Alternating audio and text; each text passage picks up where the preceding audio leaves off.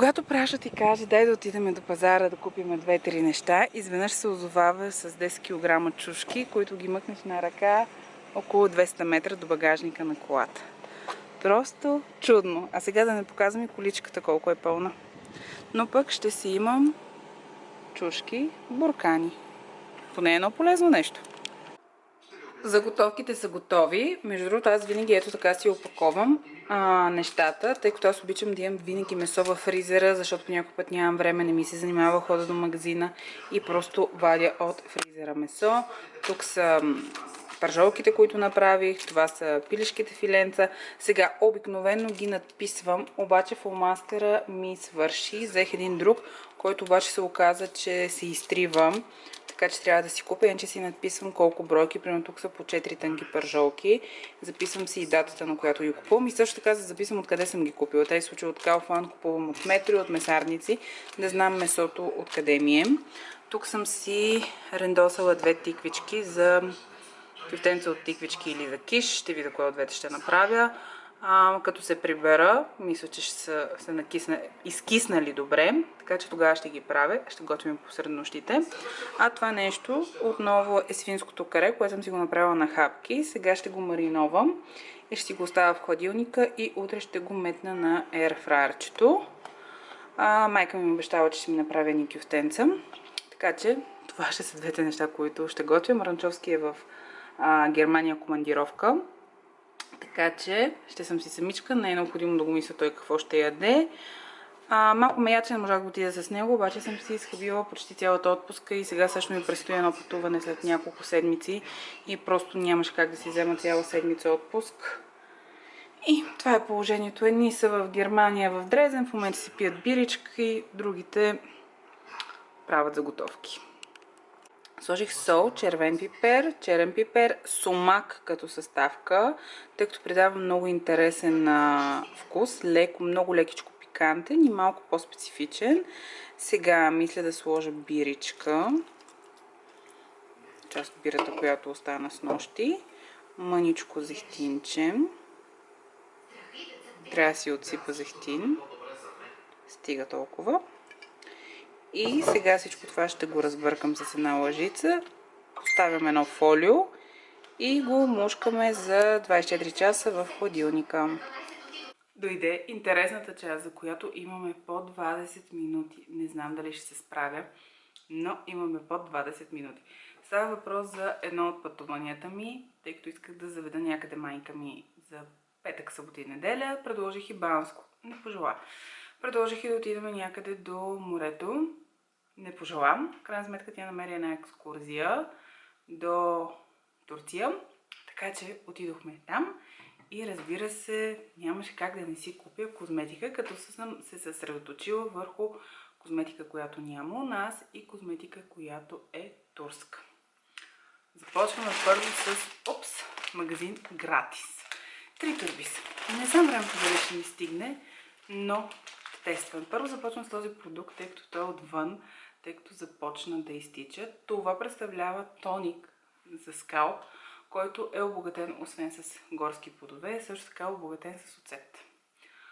Малко ме притеснява това обогатяване с оцет да не почне косата ми да мирише на оцет, но най-вероятно няма да започне. Интересен ми е този продукт, тъй като той ще спомогне за почистването, по-доброто почистване на скалпа и съответно би трябвало да придаде по-голям блясък на косата. Не успях да си оправя косата. Няма време за всичко. Другото нещо, което хващам, може би да поизвадя малко неща. Да, точно така ще направя, ще извадя неща. Взех ето този шампуан на BioBlast, който е срещу косопад, причинен от стрес. Взех го на Мранчурян, но също така и аз се възползвам от него, защото ако зависи от него това нещо да го използва, ще го използва силно 2-3 години. Аз като му подпомогна 3 месеца. Сега той е обогатен с биотин. Този шампуан ще ми е интересно да го ползвам, страхотни отзиви получих за него. Така че нямам търпение да го пробвам. И все пак му взех против стрес, защото достатъчно го стресирам. Все пак, аз съм козирог, той е козирог, достатъчно се самостресираме. Следващия продукт, който взех е обогатен с колаген и кератин. Това всъщност мисля, че се водеше Течен балсам без отмиване. Отново на същата марка. Нямам впечатление за никой от тези продукти, така че няма да си губя времето да ви кажа какво си мисля или какво не си мисля. А и все пак гоним час. Взех си един също така интересен продукт, за който четох доста добри отзиви. Знаете, аз имам страшно много бебешка коса и най-сетне реших да пробвам ето този стик, който реално погледно си дигате косата и ето така заглаждате бебешките косъмчета и те не би трябвало да стърчат. Продължаваме. Тъй като тоника ми за лице, т.е. мицеларната ми вода всъщност не тоника, свършва съвсем скоро. Аз го използвам преди да отида на тренировка. С него си свалям голям процент от грима и съответно отивам на тренировка. Реших да пробвам техен тоник. Това е на марката Otachi Jewel Cure, което е с роза. С екстракт от роза. Сега, тук по принцип е дадено нещо, не мога да го разчета, мисля, че е за нормална кожа, няма SLS, мисля, че няма и парабени, но аз не съм човек, който държи тези съставки да ги няма в козметиката му. Една млечна терапия, млечно-маслена терапия, като си взех и шампуана, не си го взех от гратис, защото там имаше варианта на шампуана, който изглеждаше 2 лева и нещо. Малко ме везе да си взема шампуан за 2 лева и нещо, затова си взех от другата дрогерия другият им шампуан, който всъщност дойде на 12 лева. Това е терапия, обогатена с жожоба, шея, авокадо. Другите неща не мога да ви ги разчета. Стори ми се интересна. Кравичка. Както виждате, окраската е на кравичка. Нямам търпение да я пробвам. Някъде прочето, тъй като бях в Турция, TikTok, който ми гледаше са предимно за турски продукти. Явно ме е хванал там алгоритъма и там видях, че показва тази маска. По погрешка взех тази маска, тъй като търсих друга от клипчето, отново с кафе. Намерих я в крайна сметка, но пък взех и тази. По погрешка, както казах, това е глинена маска, обогатена с кафе. Разбира се, няма как да не си взема някои неща на пастел. Взела съм си и кремообразен руж, само че в гратисите, които бях, този, който аз исках и в другия магазин да беше наличен, но пък си взех един друг, който също не е лош. Тук съм си взела на марката Show, която е отново на пастел, Your Happiness. Да, мисля, че така на 202 е цвета на този руж. Много е красив. Тук, между другото, дневната светлина е малко неприятна. Ето. Всичко ще ви покажа. Не се притеснявайте. Всичко ще го тестваме. Сега, взех си набор от маски. Една се оказа, че не е подходяща за моята коса, но кой е казал, че няма да я използваме? Взех си ето тази тюрбан маска. Защо си я взех? Защото е с диня. Диня. Аз обожавам диня. После отзад, като се зачетох, мисля, че имаше английска част и пише, че това е за мазна коса и мазен скалп. Моят е всичко друго, но не е мазна косата ми, нито пък скалпа. Другата маска пък е обогатено с кератин, витамин Е, доколкото виждам, и авокадо. Отново тези тюрбан маски. Между много гадно пада осветлението. Взех си една маска за крака, така може би ще я показвам, която е до под коляното ви, хидратираща. Нямам търпение. Няколко маски за лице на Be Beauty. Доста неща се взех на Be Beauty. Едната е с лимон, това са шит маските. Другата, доколкото виждам, е с гроздови семена. И една корейска маска на J Cosmec, която е с витамин С. От аптеките си взех X-пигмент, тъй като намерено, че рано се образува едно петънце, което ще третираме. Сега хващам полускъсаната торба на Eve магазина. Вадиме всичко и се включвам пак.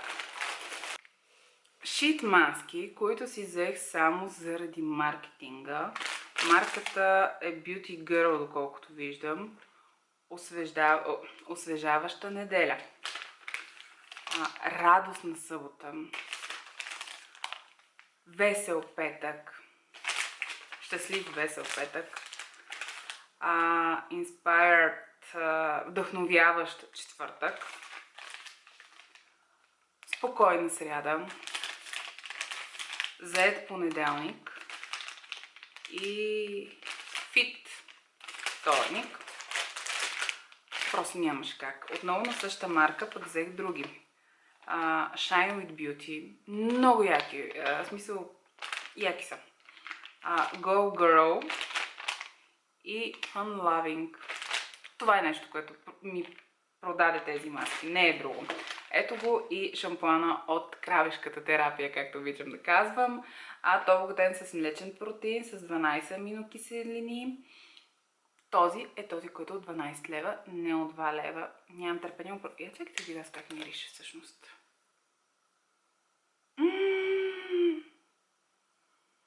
Мирише ми на йогурт с кокос. Много яко мирише. Много яко мирише. Скоро ще ми свърша шампуана и маската на Чи и нямам търпение с нещо да ги заместя, защото не ги харесвам. Взех си Body Scrub, който не знам дали може да видите. За какво си го взех? Това сигурно ще не ексфолира добре. Защо си го взех? Заради частичките вътре. Циганското в мен говори.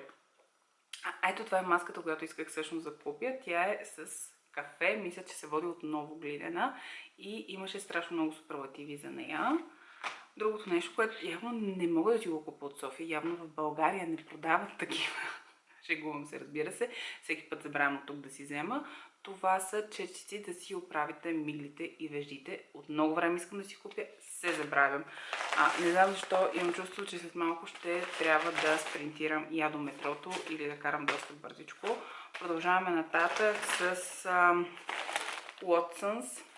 Да не ви казвам каква кочина стана около мен. Ето го кремообразния руж на пастел. Между другото имам от тази серия ружове и много ги харесвам. Две корейски маски. Едната е Snowy, другата е Watery на марката Rodium, или както се произнася. Още един корейски продукт на марката Pin. Това е ампула серум, който трябва да възобнови кожата ви. И също така, това мисля, че беше турска марка, Bye Bye Pori. Клей маск, отново глинена маска, Pink by Pure Beauty. Много ми е интересна. Какво обръщам отзад, като пише на турски. Взех си още мокри кърпички на Селпак. Едни такива кърпички. Другото нещо си го взех от Migros. Два ароматизатора. Аз много ползвам. Това не са точно моите аромати, но ги купих. Знаете колко струват? 5 лева. 5 лева. Тук ги купувам за 12-13 лева. И от Free Shop, надявам се да е оригинален, моят любим парфюм, защото ми свършва. И трябваше да се здобия с нова упаковка. Тук го търсих в Douglas Beauty Zone. Мисля, че и в Sephora гледах, но никъде не го открих. И го намерих в Free Shop, така че си го закупих. Стискаме палчета в Free Shop да продават оригинални парфюми. Стискаме палци. Това е всичко. Оставям ви, защото закъснявам. Отивам се преоблека, защото с тази риза ще умра от жега. Тук оставам цялата кочина на масата. Няма време да я оправям. И потеглям, защото ще трябва да тичаме накрая. Закъснявам. Нямам време за метро. Имам време само за кола. Забравих си червилото. Не успях да направя нищо с физиономията си, нито с косата. Но важното, че ви снимах това, което исках, защото седмица и половина седи в торби и ме дразни, защото искам това нещо да си го разпределя вече, да си го прибера и от понеделник да започнем да тестваме лист маските, защото аз нямам търпение за тях. Просто нямам търпение за тях. Знам, че няма са нещо вау, но пък самите надписи много яко, просто разкошно. Очилата са ми мръсни, оказа се, че нямам кърпичка, колата ми е. Няма да казвам каква ми е колата, защото днеска с майка ми сутринта ме помоли да отидем до гробищата. И да не ви казвам какво е вкарано в колата. Цялата е в кал, в листенца и какво ти сетите. Трябва да някъде да оставя да я изчистят. Може би утре, ако ходя до залата, ще я метна на автомивката, за да ми я почистят и да ми върнат ключовете в залата. Така че потегляме, стиснете палчета да намеря парко място близо до заведението, да не трябва да обикалям, защото ще закъснея. Реших да си направя едно десерче, сега ще ви го покажа, с черен шоколад, само че един съвет. Никога не пробвайте да разтапяте шоколада в опаковката в микроволновата. И сега ще ви покажа какво правим. Извинявам се, че е така подръчно. Ето така. Той не ми е хубаво разтопен. И това после тези бананови шоколадчета ги слагате в хладилника за не знам колко време. Сега ще тестваме с вас. Тъй като ми се дояде нещо сладко. И тази рецепта видях в интернет. С една ръка ми е много сложно. Чакайте, вие къде ви подпрам.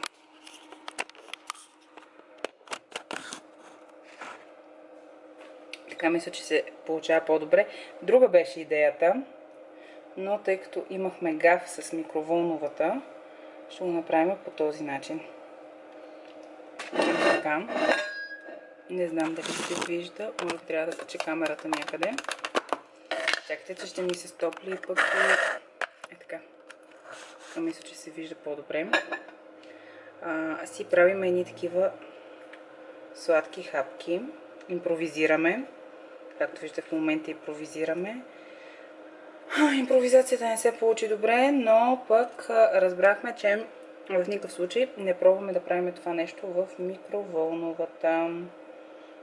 Макар че в интернет видях как разтапят шоколад в микровълновата.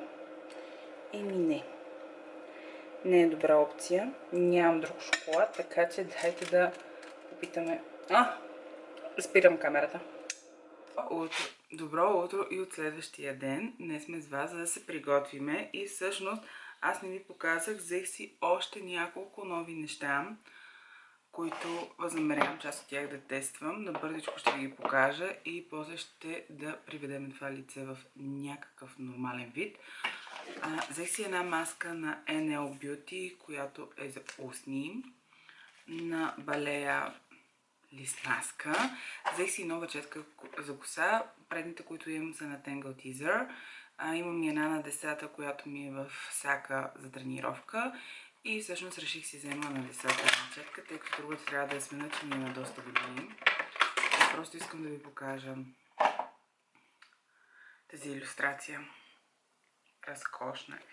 Много е красива. Много ми харесва. Голяма. Много съм доволна от тези четки. Сега другите неща, които си взех, които днес ще тестваме в грима ми, са ето тези два продукта. Едното е руж, другото е бронзър. Като това е най-светлия бронзър, който има 0,1. Исках си взема и 0,3, но не беше наличен, така че ще го издирваме. Това не е ружа точно, който аз исках си взема. Този е 0,6, но от всичките налични само този ми допадна. Виждате, че не са разпечатани. Ще ги разпечатаме след малко. Сега чудих се как точно да се гримирам. Тъй като днес съм направила една програма на майка ми, после се виждам и с една приятелка. За още с нея нямам уточнен час. Като приключа ще извънна и ще видим кога точно ще се видиме. В момента си нанасям основа такава, която скрива порите на силиконова основа. Ще я вода до Народно-историческия музей, мисля, че така се водеше, този, който е на Околовръстното шосе, след Пушкин, посока Ринг мола, веднага там, където е светофара с 4-те платна, от 2, където в 4 се сливат, мисля, че толкова бяха. Аз лично никога не съм ходила в този музей, поне аз нямам някакъв спомен. От много дълго време искам да отида. Колко пъти съм карала Мранчовски да ходиме, но уикендите, нали, вилата, после неделя той е зае, защото нали ви казах, че той си прави на фермер. Направил си е градинка, не знам си какво си, не знам си що си и няма кога, трябва да си полива насъжденията и така нататък. С няколко приятелки няколко пъти се оговаряме, това нещо се проваля, на мен сама не ми се ходи и ето в крайна сметка ще отида. Най-сетне ще отида, така че се приготвям за там. Слагам си едно коректорче, виждате, че е доста по-тъмен цвят. Това е True Skin Catrice, не е лошо, не е нещо кой знае какво, но в момента имам нужда от такъв коректор. Малко си поизправих косата, до вечера ще да си я мия, защото тя не ми е мазна, ама ми е гадна. Фондите, на който ще сложа HD Liquid Coverage, отново на Catrice. Не знам, днеска съм явно на вълна Catrice. Не толкова много. Вчера бях с на 60 до, мисля, че... Не, вчера не бях с фондитен. Вчера бях май с BB крем. Ще го нанеса с гъбичка. Аз много обичам да си нанасям продуктите с гъбичка, бюти блендър. Зависимост в момента не е бюти блендър, а обикновена гъбичка. Или с ръце, в зависимост от формулата, защото има някои продукти, които се нанасят много добре с ръце. По някакъв път ползвам и четка, но изключително рядко. Най-удобно ми е с ето тези гъбички. Най-естествен завършек се получава, въпреки че те ядат много повече от продукта ви, отколкото примерно четката. Но пък на мен ми е супер удобно. Между другото трябва да сме на тази гъбичка. Не помня откъде съм я купувала, но си бях купила и няколко от AliExpress или от Temu. Ще ви изложа. Не са лоши. Аз лично с оригиналния Beauty Blender по някой път намирам разлика, зависимост от гъбичките. По някой път разликата е толкова минимална, че предпочитам да не давам сумата, колкото е за оригиналния Beauty Blender. Наистина има гъбички, които много се доближават до него, но има гъбички, които нямат абсолютно нищо общо. Даже по някой път съм забелязала, че зависимост от партитата, да ви кажа, има огромни разлики от гъбичка до гъбичка. При нас бях много доволна от гъбичките на Evelyn, което е марка на, мисля, че на DM. И много години си ги купувах и изведнъж почнах няколко пъти, като купувах някакви много гадни гъбички да попадам и мисля, че отдавна не съм си купувала техни. Сега не знам, кофти партида, смяна на материала, но определено не беше това, което трябваше да бъде. Мисля, че основата е сложена. Да, основата е напълно готова. Нямам кой знае какви неща за прикриване. Между другото, спешно ми трябва козметика. Аз си записах частно, козметичката ми е заета, ще ме вземе чак след 2 седмици и половина. Но спешно се нуждае от почистване. Порите са ми много мръсни. Даже тук се личи как правя нещо, което не трябва да правя. Се надявам да не ми остане белек. Но ние всички знаем какво не трябва да правим. Друг е въпросът дали го правиме. Сега ще започна с нанасянето на този продукт. Те не са ми махнали това. Взимам коректора на Jeffree Star, защото тук има остра част, с която да разкъсам ето това тук. По възможност без да нара на опаковката и без да се изчупа на Beauty Blender, на коректора горната част. Сега, това как ще го махнем? Без да се изчупа ногтите? Ще мога ли да го отворя с него? Разбира се, че не. Не. Тук няма подходящ материал. Връщам се след малко. Готово. Справихме се. Погледнете ето тази красота. Погледнете. Между другото, мисля, че ще ми е безумно светъл. Както казах, аз исках другия.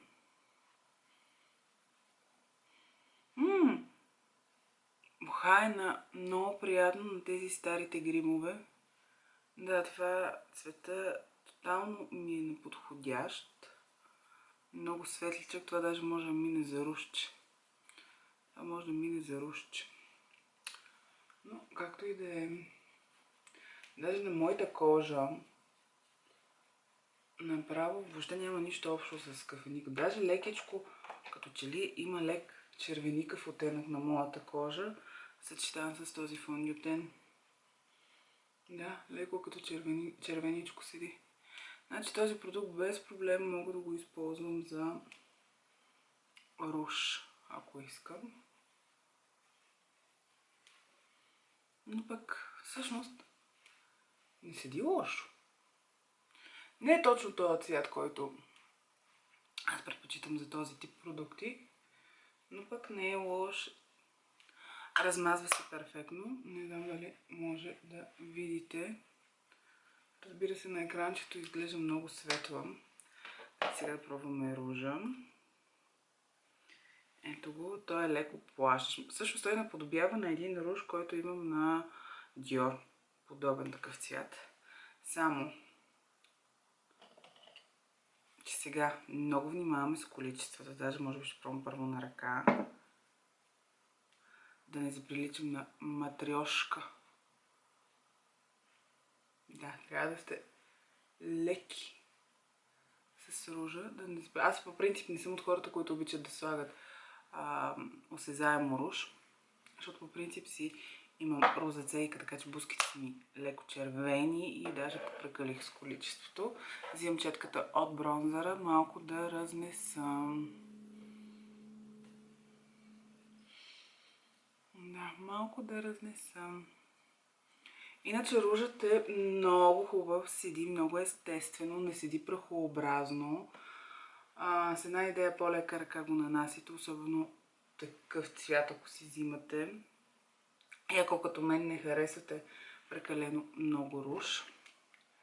Да, много ми харесва. Тук малко съм го дигнала прекалено много. Но това е положението. Сега пристъпваме към четчиците, с които ще си разреша веждите и ще да си ги оправя, след което ще нанесем някакви много леки сенки. Няма да правим нещо, кой знае какво. Под сенки имам пред само един цвят, защото все пак е уикенд, а и от отдавна не се гримирам в интерес на истината, нещо, кой знае колко. Като по-млада си гримирах много. Сега обикновено ползвам само единствен цвят в ежедневието. Само ако някъде излизам вечер на някакво събитие, тогава си позволявам да сложа нещо повече. Да, това е друг продукт, който много ми харесва. Знаете, че аз съм луда по Catrice Slimatic молива, но това е на Anastasia Beverly Hills Brow Definer. Много ми допада. Ще сложа в водната линия такъв молив, за да направи погледа ми малко по-свеж. Това няма го правя пред камера. И ще да си сложа ето тези сенки на NYX Барок. Много ги харесвам, грамообразни. Аз, може би сте забелязали, че много харесвам натуралната гама. Няма да си слагам основа за сенки, защото не ме притеснява да избледнеят и да изчезнат. Както казах, в момента не се стремиме нещо. Отивам до историческия музей. После да обядваме с една приятелка или да вечеряме. Ще видим как дойде. Ето. Това беше на очите. Това беше целият грим на очите. Обикновено слагам и под окото. Днес също ще сложа любимата ми палитра Naked.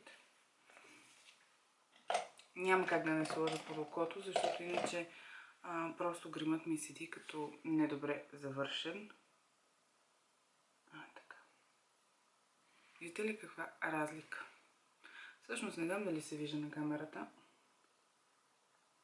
но определено има разлика.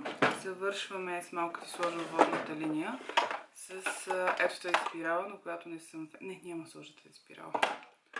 Всъщност ще сложа ето тази на Maybelline Sky High, която също не съм голяма фенка, но в случая ще ми върши работа. Слагам си тези неща. Да, ако си сложа метеоритите. Дайте сега да ги сложа. Някакво да го бавя за после. Мислих си слагам и сетинг паудрата на Huda Beauty, но в случая бях забравила на Catrice Fondue, че е приятно матов и няма абсолютно никаква нужда да поставям любимата ми сетинг пудра на Huda Beauty. Така че само ще метна малко метеоритчета. Хайлайт няма да слагам, защото навън си е топличко. Кожата ми в един даден момент ще да лъсне и мисля, че няма да имам необходимост от хайлайт. Ще имам натурален хайлайт. Ето и финално грима. Сложила съм си един молив на устните и червилото, което ще ползвам е на ASL от серията Love Shine. Много ги харесвам. Номер 154. Макар че онлайн харесах други, Обаче реално погледнато на моите устни с консултантката стигнахме до заключение, че това ще е по-добре, защото не знам дали знаете, аз съм от хората, които никога не тестват червила на устни. Гнусно е, защото колкото и да ги дезинфекцират, нямам идея кой преди това ги е слагал и аз съм си гнуслива натура, така че няма шанс да тествам какъвто и да е грим. В магазин нито сенки тествам, фондиотен също не тествам на лице, тествам на ръка. Просто не тествам абсолютно никога, абсолютно нищо. Да, това е финалната визия. Мисля, че е свежичко, ежедневно, ненатрапчиво. Така че, ето, виждате ли? Преди малко си хванах косата и тя веднага се начупи. Мъката да си с чуплива коса. А още повече аз се изправих с обикновената ми преса, защото имам такава и на пара, но прецених, че няма да я слагам, тъй като да я ползвам, тъй като косата ми е на няколко дни и ще сложа другата. И да, не съм доволна от другата преса. Хайде сега обаче да се обличаме, защото времето напредва. Пристигнахме до Националния исторически музей и в интерес на истината, както ви казах, нямам търпение да разгледаме. Тук виждам, че има някакви руини. Има и един румънски автобус. Така че, хайде, нека опознаването на музея да стартира. Вътре най-вероятно ще е забранено снимането, така че вероятността да успея да покажа нещо е минимална, най-малкото, защото не искам да ми правят забележки. Един път са ми брали забележки в Германия в един музей. Мисля, че този влог е качен преди много време в Швабиш Хол. Ми направиха забележка, че снимам. Даже не знам дали тогава видео снимах или правих просто някакви снимки. И от тогава аз предпочитам да не снимам такива неща, защото просто ми е неудобно да ми правят забележка. Иначе ето го там музейчето. Прашо се е спретнал като туристче с маратонки. Той аз съм с маратонки, с дънки и с блузка. И разбира се, както казах, тя е по-голяма кифа. Както казах моите приятелки, защото тя е добавила голям процент от моите приятелки във Фейсбук си. И всеки ден им пишем добро утро и така нататък.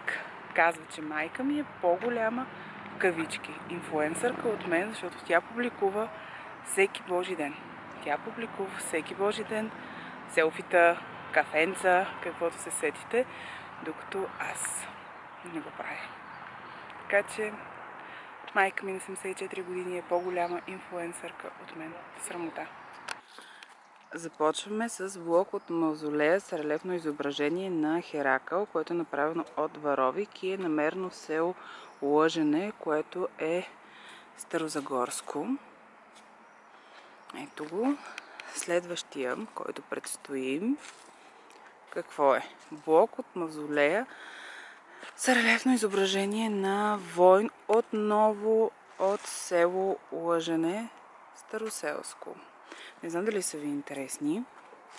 Няма да покажа абсолютно всички. Може би чувате коментара на Прашчо. Това също е блок от мавзолей с релефно изображение. Отново село Лъжене, което е на Глиганче.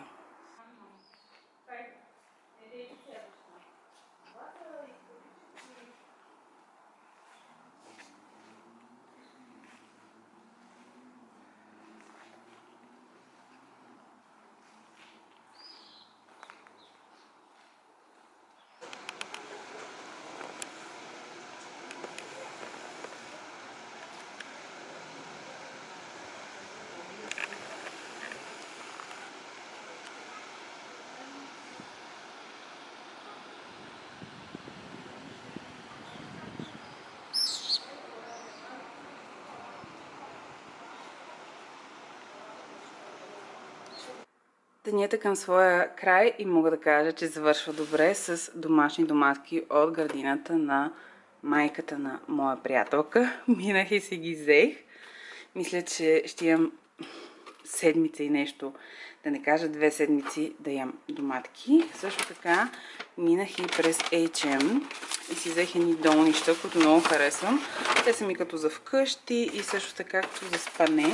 Защото аз независимо кой е сезона, с къси панталонки, като нощнички по-скоро не, нося такива къси панталонки и някакви удобни потничета. Ето това са късите панталонки. Нарее бяло с розово и едни на точици бели. Перфектни, размер XL. Мисля, че ще са страхотни като домашни дрежки и дрежки за спане. Така или иначе имам нужда от подновяване на моите панталонки за спане, тъй като са ми вече от няколко години, но пък са в перфектно състояние, но е хубаво човек все пак и да се обновява. И хайде сега да си направим финално свинските къщчета и после да си направим малко спа процедурки.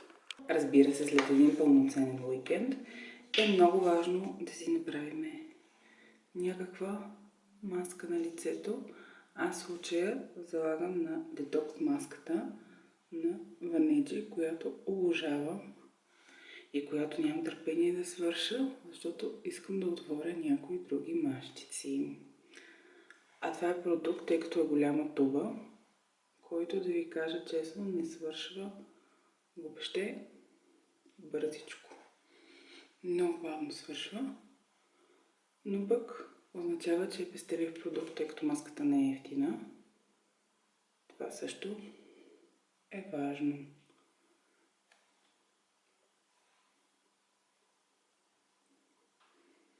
Не обичам да нанася маски на врата, макар че знам, че е много важно. Но не обичам, защото винаги някъде успявам да ги избърша. Вуала! Мисля да приключа този влог тук. Надявам се да ви е бил поне мъничко интересен и ще се видим в следващия такъв. Чао, чао!